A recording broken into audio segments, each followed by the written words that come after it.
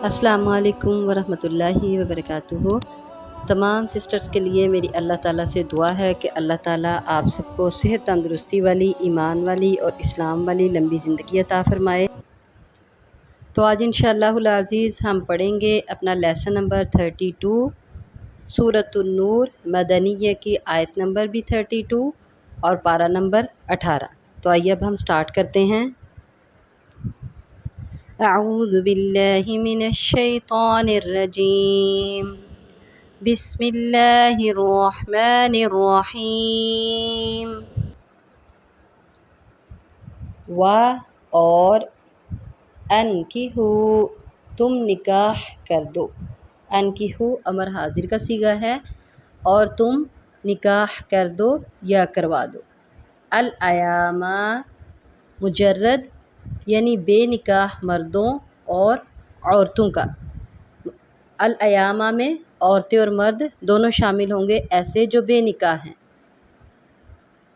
منکم، یہ کم کا اصل ترجمہ ہوتا ہے نا اپنے، تم میں سے، لیکن یہاں بات چل رہی ہے اور تم نکاح کروا دو، تو اس لحاظ سے کیا ترجمہ ہوگا؟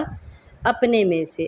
اپنے میں سے بے نکاح مردوں اور عورتوں کا تم نکاح کر دو یا کروا دو۔ والصالحین، اور جو نیک ہیں یا قابل ہیں۔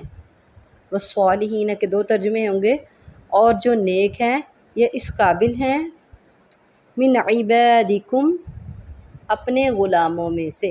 عبادی ہم نے پہلے پڑھا عبدن کی جمع ہے، عبد غلام کو کہتے ہیں، تو چونکہ عربوں میں رواج تھا غلاموں کا اور لونڈیوں کا، تو ترجمہ ہم کریں گے من عبادکم، اپنے غلاموں میں سے، وإمائکم، اور اپنی لونڈیوں میں سے۔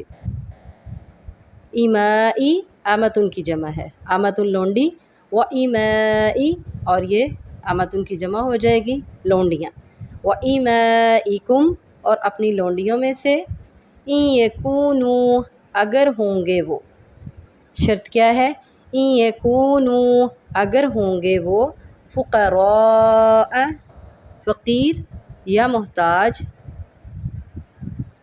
یغنیہم اللہ، یغنی تو غنی کر دے گا، ہم ان کو، یغنیہم غنی کر دے گا ان کو، اللہ اللہ تعالی، یغنیہم اللہ غنی کر دے گا ان کو اللہ تعالی اگر وہ فقیر ہوں گے۔ من فضلہ، من کا ترجمہ سے، فضلی فضل سے، ہی اپنے، من فضلہ اپنے فضل سے۔ واللہ، اور اللہ تعالی، واسع وسعت والا، کشادگی والا، علیم سب کچھ جاننے والا ہے۔ واللہ واسع علیم، اور اللہ تعالی وسعت والا، کشادگی والا اور سب کچھ جاننے والا ہے۔ تو یہ تھی ہماری آج کی آیت نمبر 32، لیسن نمبر بھی 32۔ اب آگے ہم پڑھیں گے اس کی ڈیٹیل انشاءاللہ العزیز۔ اب ہم سورہ نور پارہ نمبر 18 اور آیت نمبر 32 کی ڈیٹیل کرتے ہیں۔ تو 32 آیت میں ہم نے پڑھا تھا کہ وَأَنْكِحُوا الْأَيَامَ مِنْكُمْ، اور نکاح کروا دو، نکاح کر دو مجرد لوگوں کا، منکم اپنے میں سے، یعنی اب مسلمان آزاد عورت ہے یا مرد ہے، مجرد ایامہ میں مرد اور عورت دونوں ہی آئیں گے، مرد ہے یا عورت ہے، ان کا نکاح کروانا ہے۔ پیچھے آیت میں ہم نے پڑھا کہ اللہ تعالیٰ ارشاد فرماتے ہیں اپنی نگاہیں نیچی رکھو، شرمگاہوں کی حفاظت کرو، عورتوں کو پردے کے مسائل کا حکم ہوا۔ تو اب یہاں کوئی مسلمان یہ نہ سوچے کہ اللہ تعالیٰ نے مسلمانوں کو نگاہیں نیچی رکھنے کا حکم دیا اور ان کو پردہ کرنے کا حکم دیا، شرمگاہوں کی حفاظت کرنے کا حکم دیا، تو اس کا مطلب ہے کہ نکاح نہیں کرنا چاہیے، کیوں؟ اللہ تعالیٰ ایسا نہیں چاہتے۔ اللہ تعالیٰ بالکل بھی انسانوں کو جنسی جبلت کے خلاف کوئی فیصلہ نہیں دے سکتا۔ اللہ تعالیٰ نے ارشاد فرمایا اگلی ہی آیت میں کہ ایک تو وقت پہ نکاح کرنا ہے نا، جو ہم حدیث میں پڑھتے ہیں کہ جب بچی اور بچہ بالغ ہو جائیں تو ان کا نکاح کر دو۔ یہ انکحوا الایام، ایام ایسے، ایمن ایسے لوگ ہیں، ایسی عورتیں یا مرد ہیں جو یا تو کنوارے ہیں یا وہ شادی شدہ ہونے کے بعد طلاق یافتہ ہیں، یا پھر ان کی عمریں زیادہ ہو گئی ہیں اور ان کی شادی نہیں ہوئی ابھی تک، یعنی اس میں ہر طرح کے لوگ شامل ہوں گے۔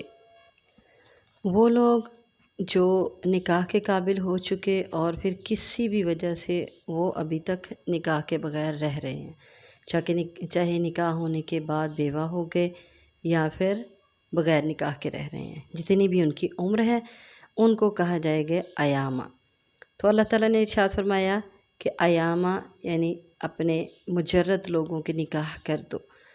اس میں عورتیں اور مرد دونوں شامل ہیں، یہ بات پہلے بھی ہوئی۔ اب یہ کہا جا رہا نکاح کر دو، اس میں ایک چیز نوٹ کرنے والی یہ ہے کہ عورتیں جو ہیں ان کا جو نکاح ہے ان کے ولی کریں گے، مرد حضرات میں سے ان کے ولی جو ہیں وہ کریں گے، اور عورتیں خود نکاح نہیں کریں گی۔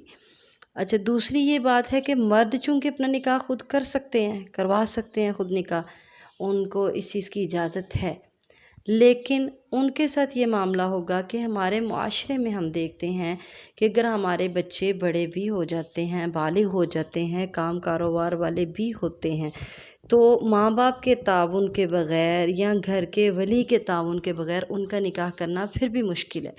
اور پھر جب ہم لوگ رشتہ کرتے ہیں تو ہم اس چیز کو نوٹ کرتے ہیں کہ اس لڑکے کا پیچھے بیک گراؤنڈ کیا ہے، اس کے خاندان کیسا ہے۔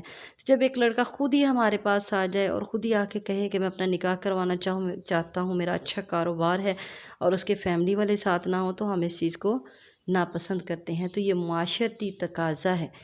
تو اللہ تعالیٰ نے اسی معاشرے کے جو ہیں اصول ان کو سامنے رکھتے ہوئے اللہ تعالیٰ نے ارشاد فرمایا کہ نکاح کرا دو۔ وہ لڑکا خود بھی کروا سکتا ہے، لیکن اس کے رشتہ دار، ماں باپ، اس کے پیرنٹس، اس کے ولی جو اس کے رشتہ دار ہیں وہ کروائیں گے۔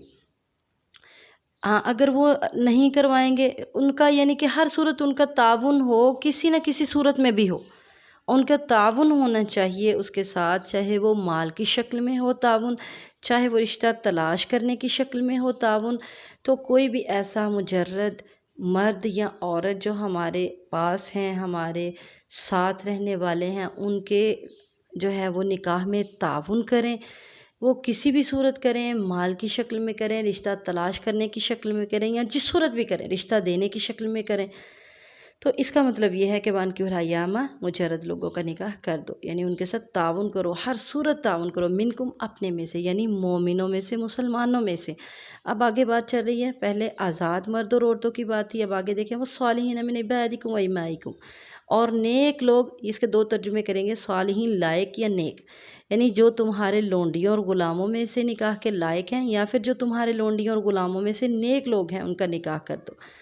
اب یہاں نیک کا اگر ہم ترجمہ کریں گے تو پھر ہم دیکھیں گے کہ لونڈی اور غلام جو ہیں وہ ان کے اندر بدکاری والی بات جو ہے وہ زیادہ ہوتی ہے، لونڈیوں میں اور غلاموں میں بدکاری والی بات جو ہے نا وہ زیادہ چلتی ہے۔ تو اس وجہ سے اگر وہ بدکار نہیں ہیں، وہ پاک رہنے والے ہیں، اپنے آپ کو پاک رکھنے والے ہیں، زنا سے بچنے والے ہیں، نیک ہیں، تو ان کا نکاح کروا دو، ان کے نکاح میں تعاون کرو، جس صورت بھی کر سکتے ہو جو پہلے ہم نے صورتیں بیان کی۔ اور اگر وہ نیک نہیں ہیں تو پھر وہ صالحین کی صف میں شامل نہیں ہیں۔ اسی طرح اگر صالحین کا ہم یہ ترجمہ کریں گے کہ اگر وہ نکاح کے لائق ہیں، یعنی وہ اتنی استطاعت رکھتے ہیں اور ان کے اندر جو ہے وہ ان کے پاس اس قدر مال و دولت ہے، یا ان کے پاس نیک ہونے کے ساتھ ساتھ وہ اس کی نکاح کی طاقت بھی رکھتے ہیں، تو ان کا نکاح کرا دو، ان کے نکاح میں تعاون کرو ہر صورت۔ وَإِن يَكُونُوا فُقَرَاءَ يُغْنِهِمُ اللَّهُ مِن فَضْلِهِ، اور اگر وہ فقیر ہیں تو اللہ ان کو غنی کر دے گا۔ اب اس کا کیا مطلب ہے؟ اس کا مطلب یہ نہیں ہے کہ ہم کہیں کہ جو ہے وہ ایک بندہ ہے، اس کا وہ نکاح کر دیں دھکے سے، اور پھر بھی وہ آرام سے بیٹھا رہے، وہ محنت نہیں کرے، بلکہ اس کا مطلب یہ ہے کہ اللہ تعالیٰ نے میاں بیوی کے درمیان محبت اس قدر رکھی ہوئی ہے کہ جب ایک بندے کا نکاح ہو جاتا ہے تو اگر وہ پہلے جو ہے وہ محنت کم کرتا ہے، وہ پہلے فقیر ہوتا ہے، لیکن جب وہ نکاح کر دیا جاتا ہے، اس کا نکاح ہو جاتا ہے، تو اس کے اندر ایک جذبہ پیدا ہوتا ہے کہ میں نے اپنی بیوی جس سے مجھے محبت ہے اس کے لیے محنت کرنی ہے۔ اپنے لیے اگر وہ نہیں کرتا تو وہ اپنی بیوی کے لیے کرے گا، ہاں پھر اب بیوی کے لیے بھی اگر نہیں وہ جان مار کے محنت کرتا تو پھر وہ اپنے بچوں کے لیے کرے گا۔ بچوں کی محبت تو اللہ نے ہر کسی کے دل میں رکھی ہوتی ہے، اور پھر کوئی بچہ ایسا آ سکتا ہے کہ اس کی قسمت کا رزق بہت زیادہ ہوتا ہے، بیوی ایسی آ سکتی ہے کہ اس کی قسمت میں رزق بہت زیادہ ہوتا ہے۔ بعض اوقات مرد وہی محنت کرتا ہے، دن رات کرتا ہے، لیکن اس کا صلہ اتنا نہیں ملتا، لیکن جب اس کا نکاح ہوتا ہے تو اس کی بیوی کی قسمت میں اللہ نے اتنا رزق لکھا ہوتا ہے کہ جب اس کا نکاح ہوتا ہے تو اس کے بعد اس کے پاس اتنی ہی محنت کے باوجود رزق کی فراوانی ہو جاتی ہے۔ تو یہ اللہ تعالیٰ نے ایک نظام بنایا ہوا، اس نظام کے جب ہم خلاف چلیں گے تو ہم ناکام ہوں گے۔ جب اس نظام کے مطابق چلیں گے، جو اللہ تعالیٰ نے مرد اور عورت کی محبت رکھی ہے نکاح کی صورت میں، اور پھر اس کے بعد مرد اور عورت کی محبت رکھی اپنی اولاد سے، نکاح کے بعد پیدا ہونے والی اولاد سے، تو پھر اس کے بدلے میں انسان ان کے لیے بہت محنت کرتا ہے اور پھر اللہ سے دعائیں بھی کرتا ہے۔ لیکن اس کے اپوزٹ دیکھ لیں، ایسی اولاد، ایسی عورت جو نکاح کے بغیر کسی نے رکھی ہو، اس کے لیے اس کو جو ہے وہ محنت درکار نہیں ہوتی، وہ اسے جان چھڑوانا چاہتا ہے مرد۔ اور اسی طرح ایسی اولاد جو مرد اور عورت کو بغیر نکاح کے پیدا ہوتی ہے، تو اس کو لوگ ویسے ہی ماننے سے ہی انکار کر دیتے ہیں کہ یہ ہماری اولاد ہے۔ تو یہ سب نکاح کی برکتیں ہیں، نکاح کی وجہ سے ہی اللہ تعالیٰ ارشاد فرماتے ہیں کہ اللہ اپنے فضل سے غنی کر دے گا۔ اللہ تعالیٰ اپنے فضل سے ہی انسان کو غنی کرتا ہے۔ باقی اگر فقیر ہے تو ایک بڑی پیاری حدیث آپ لوگوں نے بھی سنی ہوگی کہ ایک آدمی صحابی کے پاس کچھ بھی نہیں تھا، یہاں تک کہ ایک لوہے کی انگوٹھی بھی نہیں تھی۔ جب اللہ کے نبی صلی اللہ علیہ وسلم نے ارشاد فرمایا کہ وہی لے آؤ، تو وہ بھی نہیں تھی اس کے پاس، تو نبی کریم صلی اللہ علیہ وسلم نے اس کا نکاح کر دیا۔ واللہ واسع علیم، اور اللہ تعالیٰ وسعت والا اور جاننے والا ہے۔ اللہ تعالیٰ کو علم ہے اور اللہ کے پاس رزق کی وسعت ہے، اپنے فضل کے ساتھ اللہ تعالیٰ غنی کر دے گا ان کو۔